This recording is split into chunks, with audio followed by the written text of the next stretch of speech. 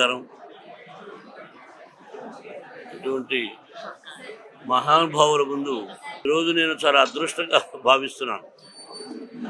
Cinema తీయడం, Kannappa cinema తీయడం ఒక ఎత్తు అయితే, ఇంతమంది మేధస్సు, దేశం బాగుండాలని అనుక్షణం కోరుకునే మహానుభావులు వీడందరూ కూడా.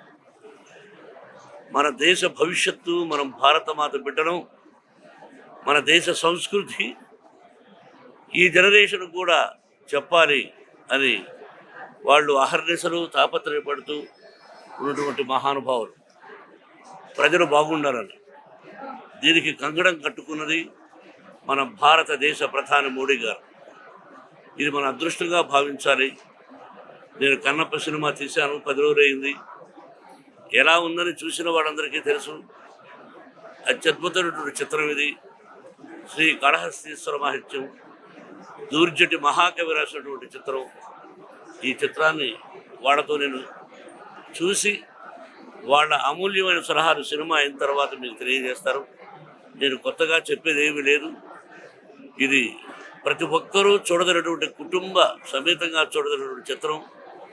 మన పిల్లలకు కూడా వేదం అంటే ఏంటి, ఉపనిషత్తులు ఏంటి అంటే 3000 సంవత్సరాలకు ముందు దూర్జటి మహాకవి రాసినటువంటి చిత్రం ఇది. 3000 సంవత్సరాలకు ముందు మన విజయవాడ ఎలా ఉందో మీరు ఆలోచించుకోండి. కాబట్టి మనకు తెలియదు. కాబట్టి ఆ కవులు రాసినటువంటి గ్రంథాన్ని, పుస్తకాన్ని ఆధారంగా తీసుకొని ఏదో చిన్న చిన్న మార్పులతో తీయడం జరిగింది. ఇది నేను మళ్ళీ చెప్తున్నా, ఈ విజయవాడ నాకు ఎంత అదృష్టమో మీకు తెలియదు.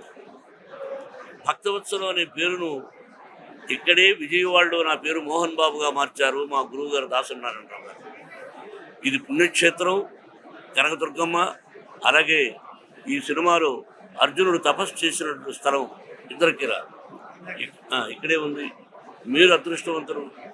కాబట్టి మీ ఆశీస్సులు నాకు కావాలి. సినిమా చూసిన తర్వాత మాట్లాడతాను.